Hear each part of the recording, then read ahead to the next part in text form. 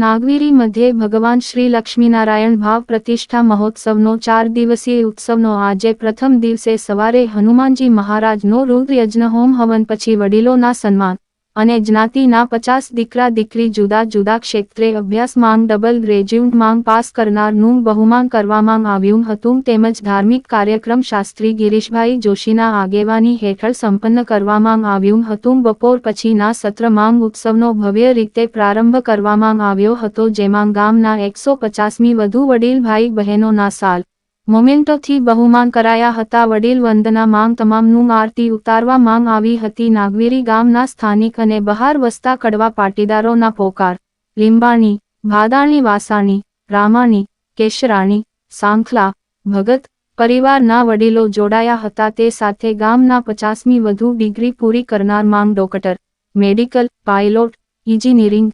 MBA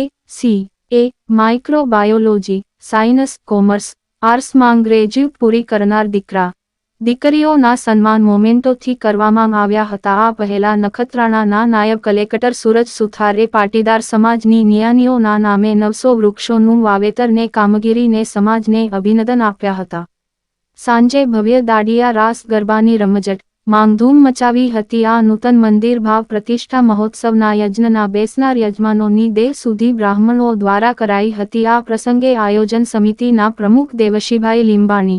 સમાજના પ્રમુખ શિવજીભાઈ પોકાર આયોજન સમિતિના મહામંત્રી હીરાભાઈ પોકાર ગોવિંદભાઈ લીંબાણી રતનશીભાઈ પોકાર ગોવિંદભાઈ પોકાર ડો દેવશીભાઈ લીંબાણી રતનશીભાઈ લીંબાણી અમૃતભાઈ ભાદાણી તુલસીભાઈ વાસાણી રતનશીભાઈ પોકાર પ્રેમજીભાઈ કેસરાણી કરશનભાઈ લીંબાણી હરિભાઈ વાસાણી ચંદુભાઈ લીંબાણી હરિભાઈ કેસરાણી કિશોરભાઈ ભાદાણી યુવક મંડળના પ્રમુખ ચેતનભાઈ વાસાણી બાબુભાઈ લીંબાણી નીતિનભાઈ પોકાર આયોજન સમિતિ મહિલા મંડળના પ્રમુખ શાંતાબેન પોકાર સમાજના મહિલા મંડળના પ્રમુખ કલાબેન ભાદાણી શાંતિભાઈ પોકાર અમૃતભાઈ વાસાણી કાંતિભાઈ લીંબાણી આ કાર્યક્રમના સંચાલન માંગ રમણીકભાઈ ભાદાણી શંકરભાઈ ભગત જયેશભાઈ લીંબાણી એ કર્યું હતું।